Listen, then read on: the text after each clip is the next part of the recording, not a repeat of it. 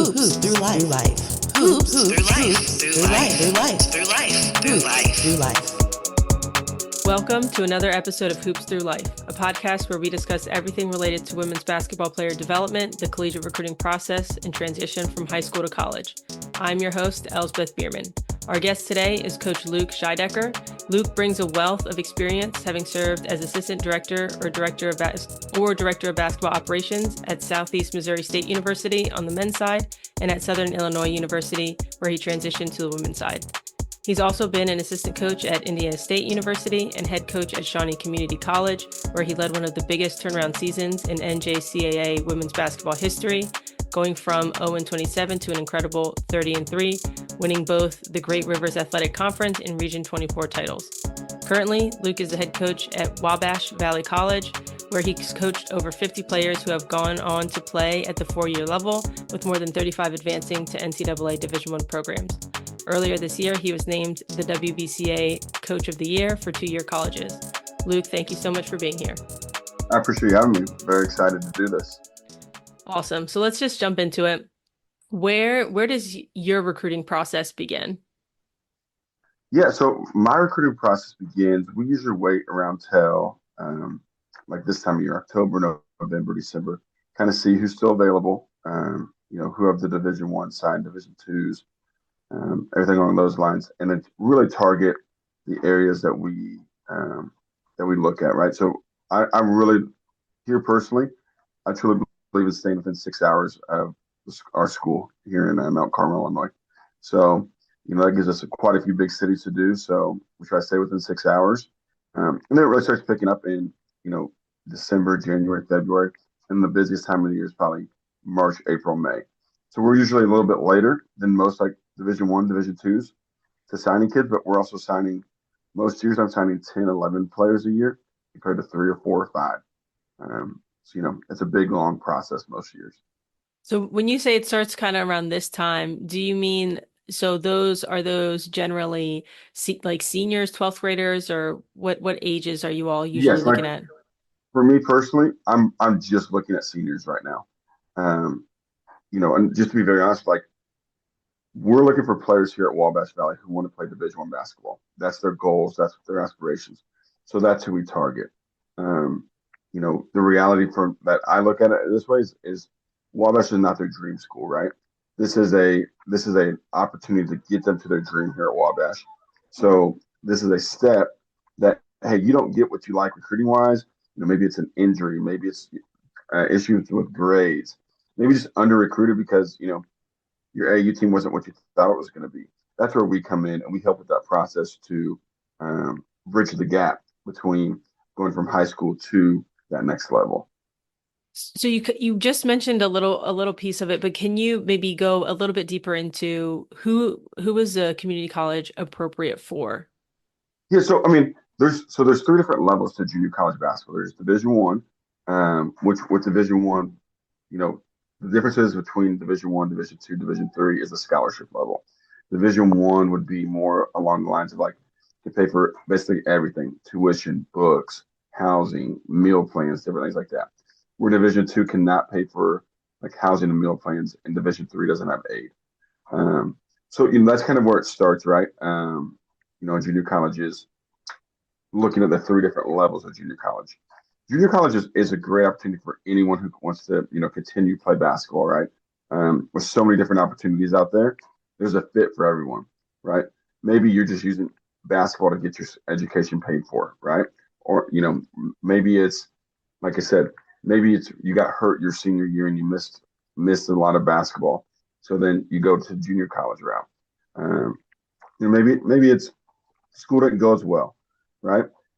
Maybe it's you didn't get recruited where you wanted to, right? Or maybe it's just that's the level of basketball you're going to play at, the junior college level. There's a fit for everybody, and that's what one of my struggles with women's basketball right now is there's a lot of scholarships that are going unused all across the country that schools are begging for people to use, and people don't need to get disappointed, right? Or, people think right now they see their friends, different players they played AAU with committing.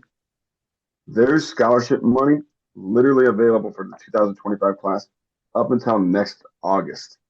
Like full ride opportunities. I see it every year where great colleges are getting full ride money a year from now, even. I mean, for the 2025 class. So if your recruiting is not going the way you want it to right now, don't get frustrated because there's a lot of great opportunities out there, that we're just, you just got to be patient for, right? That's where a lot of people struggle is they're not patient in the process. You just gotta relax, be patient, and wait for the right opportunity.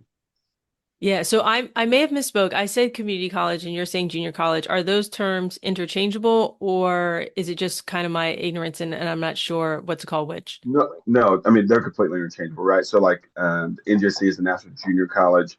Most schools go by community college. It's just kind of where you're at. I would say regionally, Okay. what it's called. Okay. Yeah. Cause I grew up in the Maryland area. So MC is like the biggest community college, junior college around. And it has a really good reputation, honestly, from, what I know about it in growing up. And I believe that's what they called it. So that's why I said that. But I just wanted to double check with you. No, you're 100% correct. It's all about where you're at location wise. All right, cool. So do you find that those unused scholarships, like you said, do you think there's a stigma with kids going to junior college, or where do you think that stems from, those unused scholarships? Yeah, I mean, I think there's a stigma, right? I think people look at junior college as, oh, I don't want to go to that. I want to go someplace where I'm going to be for all 4 years. And I understand that, right? But my pushback would be is, my players here, we've had incredible success moving players on. Um, my players have loved their time at Wabash, most of the time more than they do at their next school. Um, it's a small, tight-knit community, right? That's what you're going to get with a junior college in most situations. A very hands-on approach where people are invested in you. Um, you know, every teacher knows your name, right? They if you need to go talk to them in person, they you're able to do that, right? It's not a situation where you're one of 100 in the class, right? You're not a number, you're a person. People are invested, the community's invested in it. So I think a lot of it is people get stuck on the idea of, oh, I'm better than junior college, right? Or like in our case here, we've beat Division Ones consistently in scrimmages throughout years. Or maybe it's I just want to go to a place where I can be all 4 years, so I can build those relationships. But to this day, some of my players have great relationships with their teammates that have gone on 8, 9, 10 years at this point, right? So I think you get that at junior college just as well as you can at wherever whatever other 4 year school you want to go to. Yeah.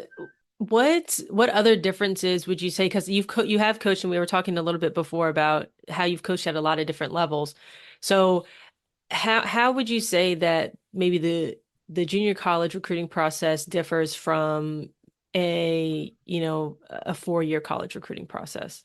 Yeah, and I think it depends on levels, right? Even with a 4 year college, Division ones are recruiting earlier, right? But now that also is transitioning with the portal changing things.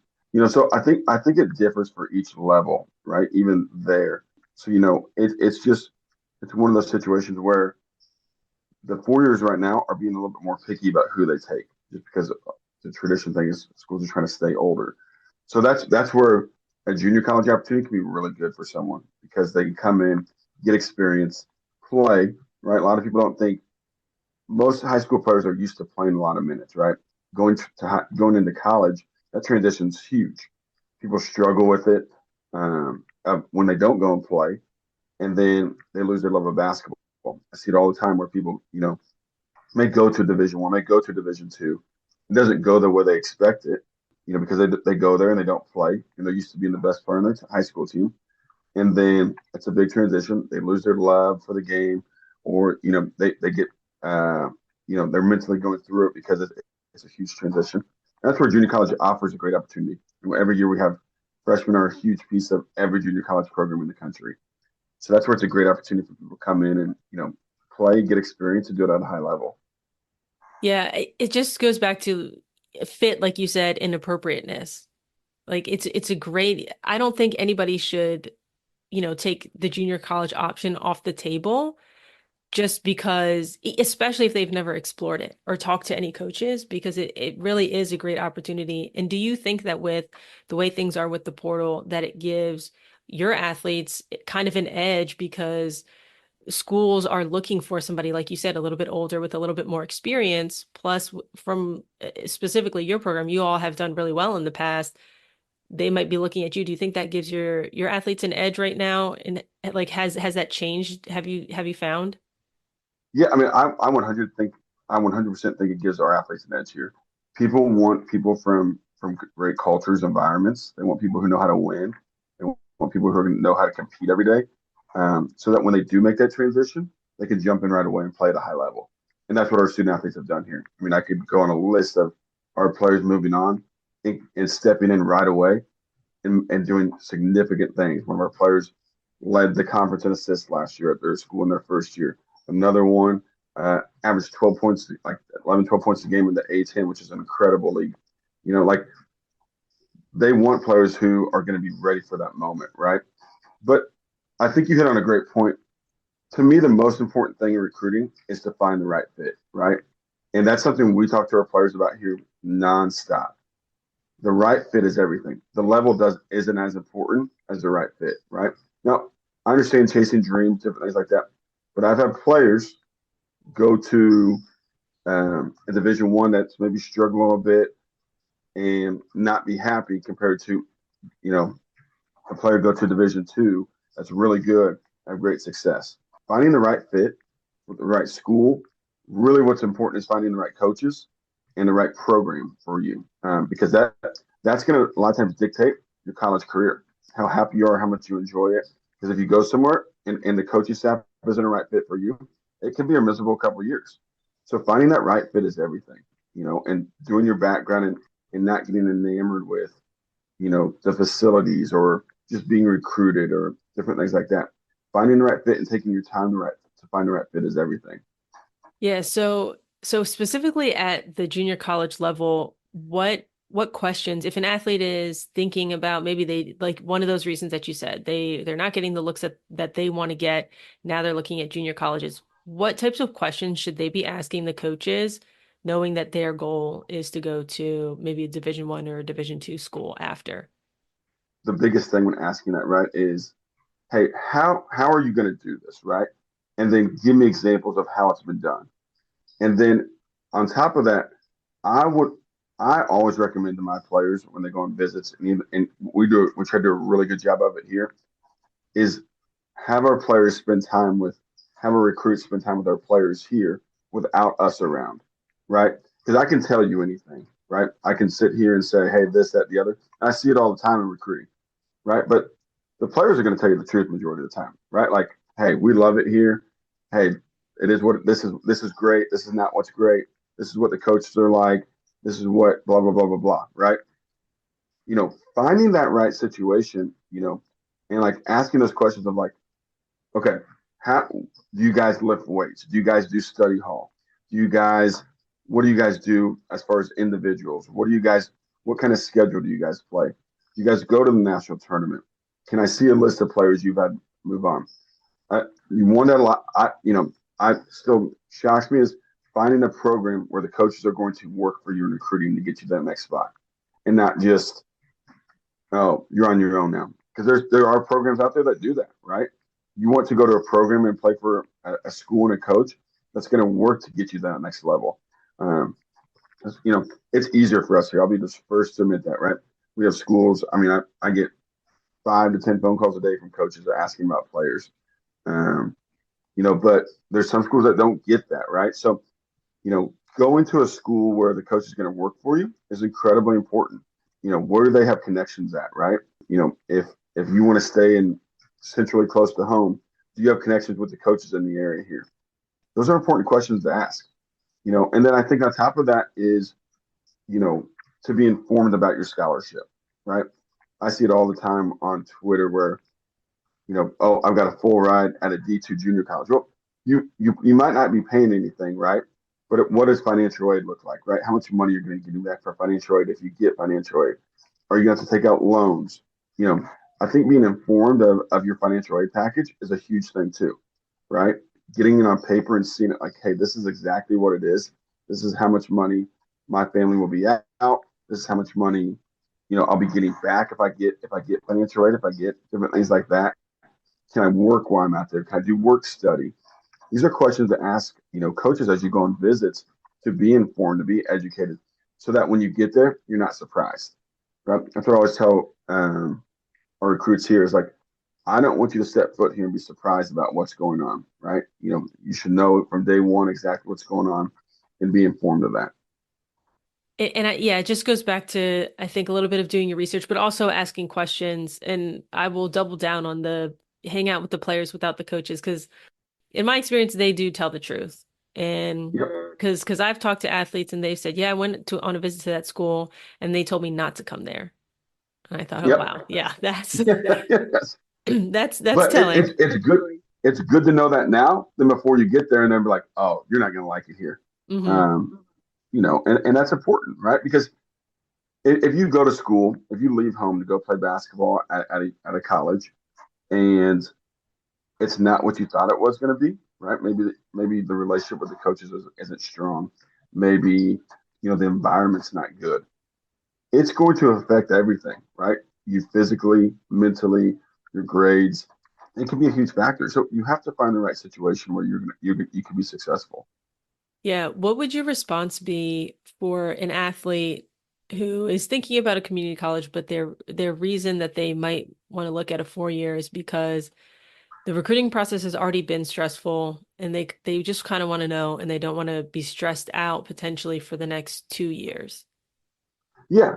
I think we as society have made the recruiting process stressful, right? I think we put so much pressure on, oh, you have to go play Division 1. You have to go play Division 2. Even, like and I a lot of times I don't think it comes from the player itself. It comes from the parents, right? I've coached AU as well, and the parents are more concerned about it most of the time than the players are themselves, right? I always tell everyone, just sit back and enjoy it, right? And I know that's easier said than done, but the reality is you're going to end up at the right level most of the time. That's just the reality how this works. This is our full time job as coaches, and you're going to end up at the right level. If you can play, you're going to end up at the correct level. That's just how this works. So, my to say that right is junior college isn't about coming here and being stressed about the process. I always tell my players, let the process take care of itself. I've had people struggle. I've had a few players throughout the year struggle because they put too much pressure on the recruiting process. And I tell them, look, you have to just trust us, right? We this is what we do. Just come here, have fun, worry about your school, worry about basketball, worry about just getting better in all aspects, and the rest will take care of itself. I think at the end of the day, if you're constantly putting pressure on yourself with it, your results are gonna be hurt. I'm also the athletic director here at Wabash, and we have one of the best baseball programs in the country as well. I think last year we had like 15 guys signed Division 1. Other years before that, we've had over 20.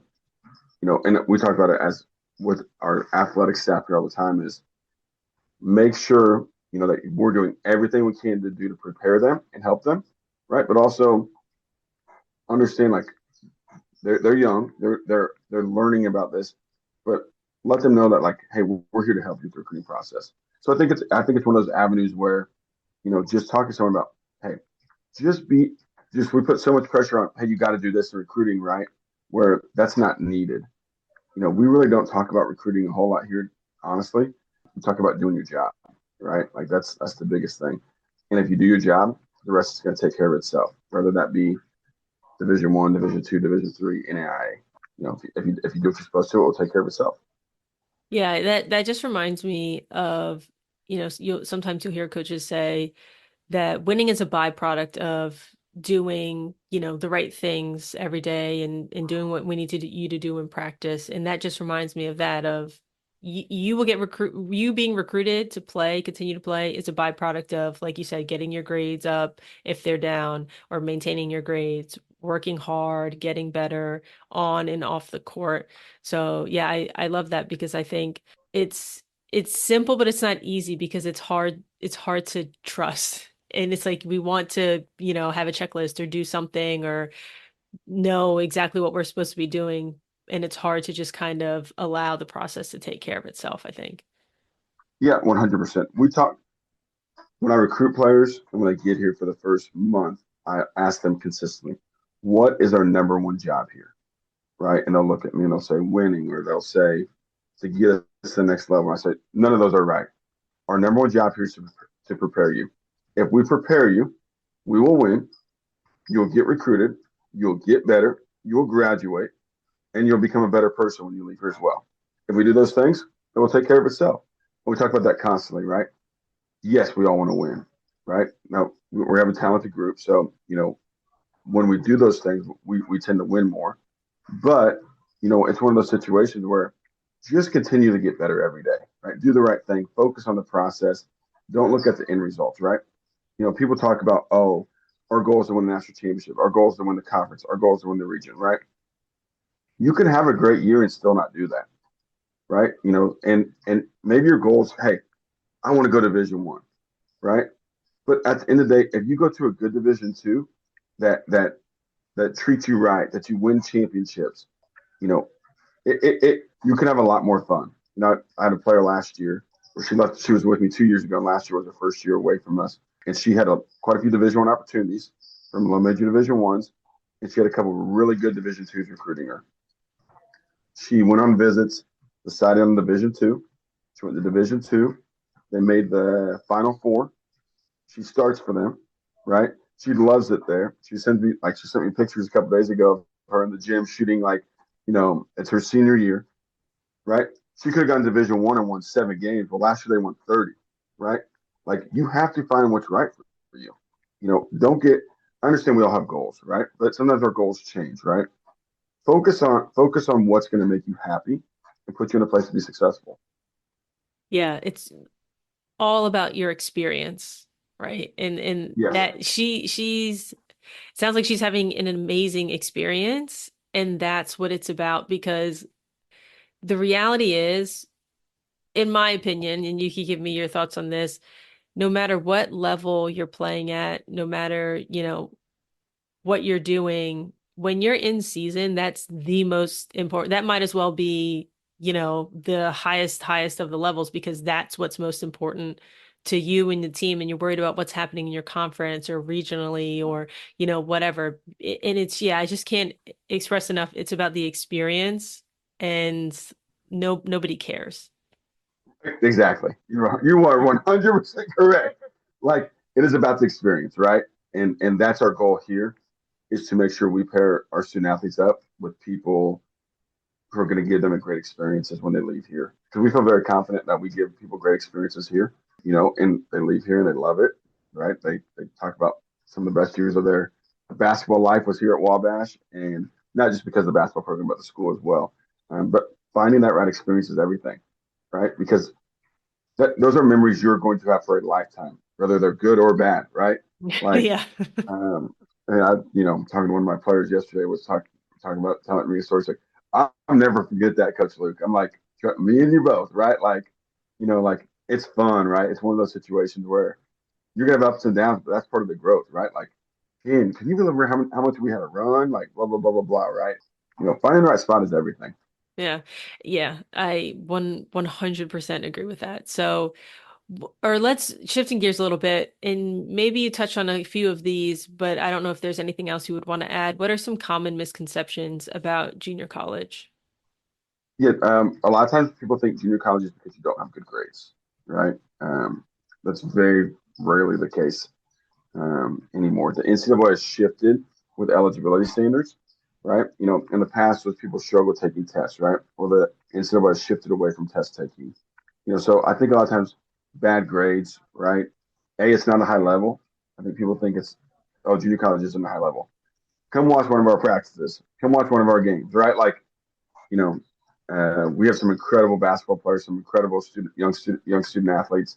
It's one of those things, right? Like, people think like, oh, well, even we talk about, go back to levels again. Go watch good Division 3 basketball. That's a high level, right? Like, that's what you need to understand in the process. Everyone is like, don't get caught up in the misconceptions about like, oh, I'm going to this level. Now, you could go to the wrong school and it may not be a high level, right? But be informed. But I think, like I said, it comes back to bad grades, not a high level, and then also just like you're going to be in a small community, right? Some cases like ours it is, but there's other community colleges that are in big cities. So it's kind of finding what's right for you. Yeah, and just back to level again and how there's really talented players at all levels. Less less than 5% of high school athletes, I'm talking about women's basketball here, make it to any next level. So it's Yep. like when you take that's less than 5%. So if you're getting recruited at or if you're playing at any college level, you're already in the top 95% of all the other athletes. So I think that's one thing to be celebrated. And also I would I would also agree with watching other games, like watch the NCAA tournament at all levels because there's really good basketball at the Division 1, 2, and 3 levels. I'm just thinking about I watched a lot of the Division 3 NCAA tournament and I mean NYU, they were the national champions last year. Yep. They're really good. It's like they could beat some Division 2, even Division 1 teams. And it's like Yep. there's good basketball everywhere. And so I agree. I think sometimes athletes get caught up on the names and the labels, I think. Yes, and the glitz and glamour of like, oh, I get all this, right? And like the reality is if you're not happy, that's not going to matter. Yeah, Like that's that's true. just that's not going to matter. Yeah, so what would you say your role is in advocating for your athletes versus what their role is? And maybe I think you've touched on pieces of this in different answers, but if you wanted to add anything to how you view your role in the recruiting process for your athletes and your in their role. Yeah, so I mean, I'll kind of walk you through how the recruiting process works for student athletes, right? It depends, right, if you're a freshman or sophomore, right, and if you're a qualifier or non-qualifier. So the majority of our freshmen recently have been qualifiers. So we have that conversation with their family even before they start, right? Hey, do you want to come here for 1 year, 2 years, right? If you want to come here for 1 year, we'll help you in the process and let you leave after 1 year. We're always going to do what's best for them. So, it starts there, right? Freshman or sophomore. Sophomores, right? We tend to have more sophomores consistently. So we'll start like right now. We start playing. We don't want to talk to consistently about them recruiting, right? We don't need them worrying about that.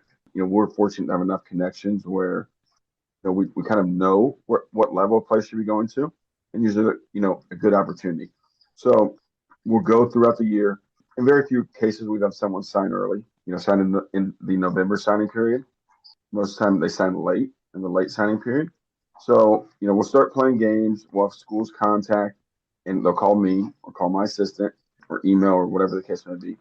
And then, then we'll kind of tell them who's on our roster. Sometimes they're familiar with it, and kind of talk about, hey, this is who this is. This is who this is. And then like for us, a lot of it's doing our background and research as far as making sure it's a good fit, right? Because sometimes even like assistant coaches move a lot in college basketball. So sometimes assistant coaches don't always know what their head coach can coach. That's another thing I think people don't talk about in recruiting enough is making sure you fit with the head coach, and the head coach can coach you. Because I've seen instances where a lot that the head coach isn't able to coach a player, or another head coach can coach a player. Kim Caldwell, who's now the head coach of Tennessee, she recruited our players here consistently when she was at Glenville State. Me and her would always have that conversation about like being able to coach the right, like knowing what you can coach. And like she knew she could coach the kids that came from us, right? Like, and she had great success when they won championships there. So finding that right fit, right? Like, and, you know, understanding like, hey, this coach can coach me. That's really important. So we help our student athletes with that process. And then once, January, like this is also a thing, understand when coaches are in season, they tend to recruit less. They're busy. They got a lot going on. They're worried about the next scout, worried about the next game. So I always say January recruiting will pick up a little bit. February will pick up more, and then March will be even crazier, and then April is hopefully you're making a decision and it's done. But we help them through the process, right? If they're not, we sit down with our players and we basically have our players rank what's most important to them, right? Like we have a scale that basically we have I'll have all the players list what what's important in their recruiting process, and they'll do this in front of their teammates, so then they can see it. Like someone may say location, some may say, well, I want to go to an HBCU. Some may say, I want this, I want that, right? Like I want a high academic school, or I want to play at the mid-major level, or whatever the case may be. So we'll have 20 things on the whiteboard, and then our players will basically list what is most important for them, right? So then that way we know, okay, so you're saying you want to be someplace that's going to win, that's close to home, someplace that has a good tradition, history, and fits the culture that you want, right? And so then when schools start calling us, does this fit what you want, right? And we'll go through that process and see if it's a good fit for them. And sometimes we have to adjust what they want because they're not getting as much as they would like, but it's different for every player. But I really think so. We go through that process, and then if they're not getting what they want, we'll send out emails. I'll call, and we'll kind of go through that process. But we're working for them as well in that recruiting process of making sure they get to the right opportunity. Because the last thing I want is a phone call saying, "Coach, I don't like you here. I need help transferring." Like, those are, and we do it all the time, right? That's the world we live in.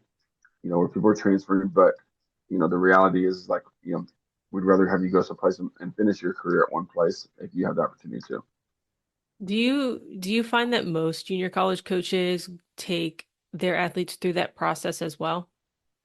I would say the majority do. I don't know if everyone goes as in depth as we do, just because we've had so much experience doing it.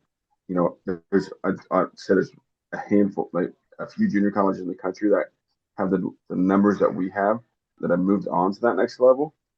But here's the reality too.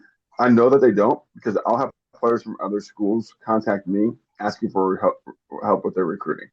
And that's where I try to help as many people as I can in the recruiting process, because ultimately we only have an X amount of players, and I get all these phone calls and, hey, well, I don't have a player that fits this, but I know someone else who does. Right. And I try to help with that process as well. Because at the end of the day, I just want to see people move on and, chase their dreams. When you talked about finding a coach that can coach you, a head coach that can coach you, how can an athlete tell if a head coach is able to coach them?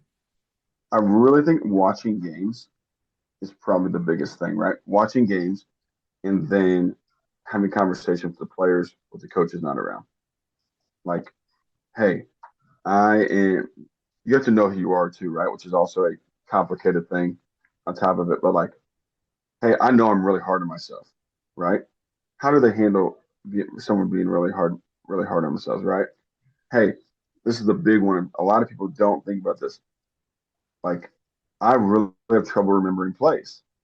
Well, if you really have trouble remembering plays, you can't go to a school that's going to have 100 plays. Right? That's not going to work out well.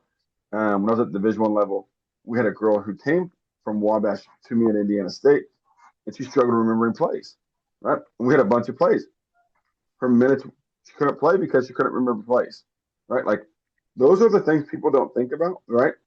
But the reality too is also, right, like sometimes you have to adjust. If you have a ton of opportunities and there's not the school that fits exactly what you need, you may have to figure it out yourself. But sometimes people have bad attitudes, right? They don't handle losing well or different things like that. So you've got to understand how the head coach is going to react when you don't handle it well, right? Maybe school's not easy for you, right? Like, you try your best, but school's just not naturally easy. Like, how do they help you with that, right? Are they invested in you, or they're going to check in every day, do study hall with you, or are they just going to, hey, everyone here is good on their grades. You got to figure it out yourself, right? Finding those little things is really important. How do you help your players with that self-awareness piece? Oh, we talk about it all the time. That's one of the things. we have a very real culture here, right? Like we keep 100. Like we're not going to sit here and lie about it, right? Like, hey, this is where you're at, right? Like we need to get better at this, and this, right? You're doing this great, but hey, maybe it's when things aren't going your way, you're not handling it great, right?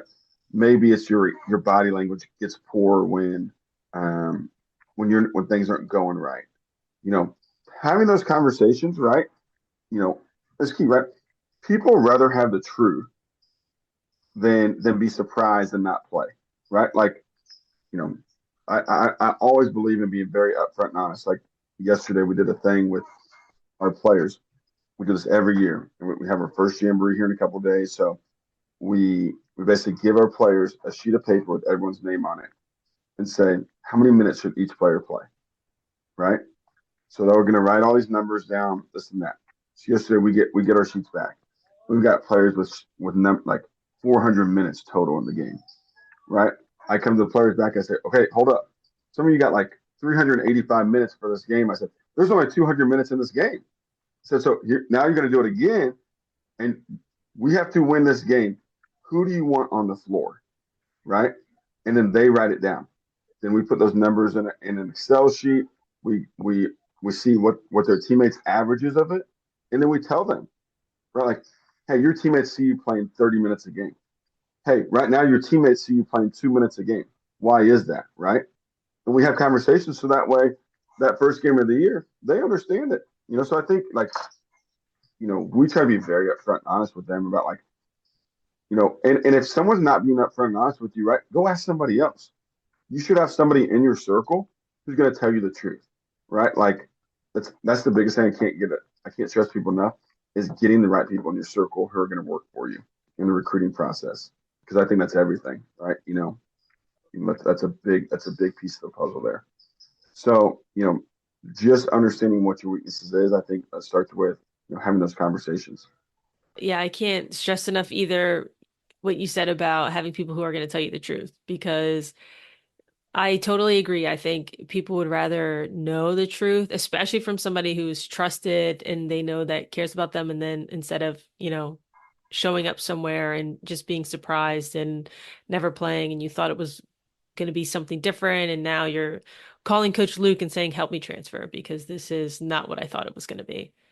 Yep, 100%.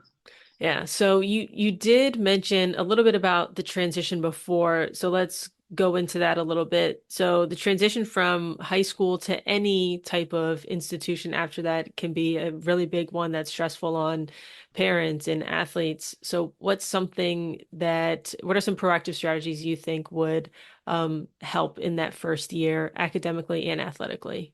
Yeah, so I think we start academically, right? I think the biggest thing that I try to talk to all of our student athletes here about is to have a routine, right? That's, hey, I'm going to wake up at a certain time every day, right? I know my schedule, right? I know when I'm going to do my homework. I know when I'm going to be at study hall and stick to that routine, right? Like obviously, if you get your stuff done beforehand, you can adjust to that. But I think having a routine is really, really important, right? And that routine includes like eating, sleeping, right? Like, and I know that sounds crazy, but like, I teach a couple classes as well. And we're talking about sleep right now in the classes, right? Students getting 4 or 5 hours of sleep a night. Like, if you're a student athlete, that's not setting you up for success, right? Like, hey, you're gonna go to bed at 11 o'clock every night. You're gonna wake up at 7:30. You're gonna eat breakfast, right? Then you're going to take some time to yourself. Then you're gonna go to class. In between your classes, I'm gonna go see the trainer, right? Like every detail matters. People who do stuff at a high level are on a routine. I've read quite a few books about that where like, routines are going to identify what's important to you, right? Like, do you spend time, hey, I'm going to get in the gym 30 minutes extra, right? You have to find time to do that in college. So, finding a routine is really, really important. That'd be my biggest tip for anything with even athletically, academically, you know, find a routine, right? Like, don't, and also like I'm a big believer in, and don't go lay in the bed. Like in between classes, don't go sleep. Don't, this and that. Like nothing's wrong with a 20-minute power nap, but make sure you're taking care of your business early, getting it done with your grades, and meeting with your teachers and different things like that. So so like find a routine, super important. Next one, I cannot stress enough. College is overwhelming when you go there, right? It will take you about a month, but find the right people to hang around. That is, I mean, if you don't find the right people to hang around, it can be a disaster for you. Figure out like who's invested in themselves, right? They do their schoolwork, right? They do what they're supposed to do. They get in the gym, you know, they're handling their business, right? You want to be around people who handle their business because that's going to push you to do that as well, right? If I'm saying, hey, let's go get in the gym, and and and they're saying, nah, I don't want to do that, right? Well, that's going to make you think that it's okay, right? Well, if all three of you are sitting there and like, hey, let's go to the gym, and everyone's like, yeah, let's go, right? That's gonna give you the idea of like, okay, I'm doing this right. So finding the right people is everything. I mean, because if you're finding someone who's negative, who's blaming other people for their failures, you're going to believe that as well, right? So finding people who are going to be honest with you, right, and people who care about you and are invested in you is everything. So even with your friend group. Yeah, so one thing about the routine, so a coach that I know, he used to have his players do this, and they would do a time audit because they'd say, Coach, I want to get better, but I don't have any time in the day to practice my sport. And okay, we're all going to do this time audit for a week or a couple days, and they would just write down the time and what they did during that time for the whole day. And they Yep. would they would show him the sheet. Oh, interesting. I see you're watching TikTok for 3 hours. I think you can take an hour of that and put it Yes. towards your sport, right? You have a little bit Yes. more time than I think you thought that you had. And I think it's eye-opening for athletes too, because they might not realize how much time they're spending in the calf just sitting there talking to their friends when they could be doing their work or getting better or just something. And Yeah. then, sorry, were you going to say something? Oh no, no, but you're 100% correct about that. Yeah. And then, so the second one about finding your people, I was listening to a podcast a couple weeks ago, and he just said it in a way where I thought, okay, wow, that's like a very powerful statement. He said, I feel like if you have good friends, if you surround yourself with the right people, you really can't get in that much trouble, right? Like Oh, you 100%. can't because if you're like, oh man, let's I don't know, steal these basketballs from the gym. If I were to say that, my friends would be like, "What are you doing? Stop!" Like that's no, that's the worst idea that you've ever had. Let's just leave and go to the library or something, right? But if you're around the wrong people, yeah, let's do that. Let's take all. And so it's like it's just this snowball effect. But yeah, I really believe if you're around the right people, you really can't get in that much trouble. But when you're not around the right people, it can like really quickly kind of go downhill. Yeah. Well, I have a story that I love to share with people. Shauna Wagner, she plays at Troy University now. She's really good for Troy last year, and she have a huge role for him this year. One of my favorite stories ever. I mean, I just talked to her yesterday, and she was an All-American for us for 2 years. And we talked about growth her first year, right? And like, hey, make sure you're around the right people, like handle your business. I mean, and we saw steps. Her second year, she came in and she was locked in. She had a set time. I'm gonna be in the gym every day at this time. I'm gonna work out. I'm gonna be here all nonstop. Like her grades. I mean, she had a 4.0. I mean, like, and like she would tell you like that's not who she was before, right? And the time I really knew it clicked, right, is I had a really good relationship with her and we talked about stuff all the time. She comes up to me, she's like, I cut her off. I'm like, what you mean? And she's like, I told her if she doesn't fix it, we're done. Like we can still be friends, but we're not hanging out like that. It's like I'm tired of me trying to get her to come to the gym and do stuff. I'm tired of me trying to tell her to do her homework and her not doing it. It's like she's hurting herself, she's hurting the team, and she's hurting our friendship. And says she got to figure this out, or I can't hang around her. She said, and I was like, oh my gosh, it was a moment, one of those situations where it's like you don't want to do that to somebody, right? But you can only try so much and realize, okay, it's hurting me now, and a situation where like you could consistently have conversations, but she got around the right people, right? She found her environment, and she was and had incredible success doing it and grew. But like understanding, like sometimes you have to cut people off of your circle if they're not going to handle their business as well, because it's going to hurt everybody. Yeah, and props to her because that's really hard. That's really Very hard to hard, do. very Yeah. hard. Yeah, and because she was like super close to the player the year before, and situation where it's like it's growth, right? Like that's hard to do, but she understood like it was hurting her and everyone else. So Awesome. That's really cool. And those are the moments where you're like, oh wow, she was listening to the things that I was saying. yes, 100%. Yeah. All right, so I have the last couple questions that I ask all guests. So, what book or podcast would you recommend every incoming first year read before their season begins, and why? I don't know if I would say I specifically have a book or podcast, right? Like I listen to like basketball coaching podcasts, like I read like leadership books, different things like that. So that may be hard for me to say, right? But if I had like a tip for someone, right, would Hmm. be prepared going in, right? Like figure out your routine before you get to college, right? Come in shape. Like come in, you've worked hard over the summer, and the coaches know you've worked hard over the summer, right?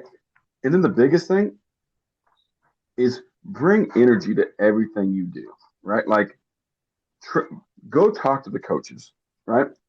This is what I tell people, our players all the time, right? This is a two-way street, right? We have to work to build a relationship with you, but you need to work to build a relationship with us also, right? Like, stop by, have conversations with your teachers, get to know them, understand like they're people too. Ask about their kids, ask about what they like to do in their free time, right? If people know that you're invested in them, they will move mountains to help you. If you're not invested, they don't care. Like if you go to class and you don't try, you sit in the back, never talk in class, they're not going to care. They'll have no problem giving you a seat, right? But if you walk in and hey, so and so, I'm really struggling with this paper. Can you help me out? They're going to help you out most of the time, or they're going to point you in the right direction to get help. So be intentional from the get go, right? Like intentional in everything you do, whether that be in the summer working out. So when you get there, go meet people, you know, introduce yourself, be invested, get involved in stuff around campus, not just with your basketball program, and I think if you do those things, you're going to have success, right? Like hard work doesn't go unnoticed, whether that's basketball in the school, anywhere. People notice when you're trying to do the right thing. People try to notice when people are good kids and they're invested in stuff. So be intentional, like all the time, Yeah, I and hope. be consistent. Yeah, I mean, I think all of that was great, and I hope if you're listening, you jotted a couple of those down because I think that is super important and can serve you in high school, college, and beyond. So, yeah, love that. All right, if you could snap your fingers and change one thing about the recruiting process, what would it be and why? The misnomer that you have to go to a certain level, and that the pressure that people put on people to go to those levels. I just think it's unfair. You are who you are sometimes, and like people, oh, you have to go do this, you have to go do that. You don't have to do that. Find the right experience for you. Go have fun, right? You're in college one time. College should be the best time of your life. I tell my players that all the time. I mean, college students still tend to think they're stressed, right? But stress is when I'd say if you don't pay your bills, like the lights get shut off, and if the water gets shut off, right? Like you have kids, like you have to feed them, right? Like those are different levels of stress that they're not used to yet, right? So college should be the most fun time you have in your life, right? Like find a place that's going to give you that, whether it's Division 3, Division 2, Division 1, NAIA, junior college. I mean, it doesn't matter, right? Like find the right place because at the end of the day, you being happy and doing what you love to do, it's going to go a long ways, and you having great memories and different things like that. So find the right place. And so this could have been your quick tip. So if you have nothing else, that's okay too. But any final things that you want to say? Nope. I appreciate you having me on. Enjoy the recruiting process. Don't get stressed about it. Sit back, ask questions, like you said earlier. ask questions. Don't just assume. I know this sounds crazy, but don't just assume everything people say is always 100% true, right? Like fact check it, you know, and like I just can't stress enough. When you go on recruiting visits, try to get times with the players alone, right? Like, you know, whether that be a 15-minute circle or you just talk to the players or, you know, your parents talk to the coaches, you go to the side and go talk to the players on their own. You know, reach out to them on Instagram, right? You can find anyone on Instagram or Twitter or whatever, right? Like, I mean, do your homework, right? Because it's your future and it's you know, will be a big next couple of years or 2 to 4 years for you. So if anybody wants to keep up with you or Wabash, where can they find you? Yeah, they can email me. My email is Sheidecker, SCHEIDECKER, the letter L, at iecc.edu. And they can reach out to me, email if they have questions or need advice, different things like that. And then on top of that, like our athletics webpage at Wabash Valley College Athletics, just have it on Google, will pop up. And we provide a lot of content. We should have another great year. We've got a ton of talent, and hopefully we made it to Final Four last year's. Had a great group, and hopefully continue to build on that success. Awesome. Well, Coach Luke, I'm looking forward to following you all because that's very exciting. But thank you so much for being here. I appreciate it. Thank you. Thank you so much for listening. If you aren't already, I would highly recommend subscribing to the podcast so you can get updated once new episodes are dropped. If you're a fan of the show, go ahead and leave a review. It really helps spread the word to more athletes, parents, and coaches. Now, if you have any questions for myself or future guests, feedback, or you're curious on how we can work together to help you reach your basketball goals, let's have a conversation. Feel free to email me at l@hoopsthroughlife.com today to set that up. That's EL@HOOPSTHROUGHLIFE.com. Thank you, and I look forward to hearing from you soon.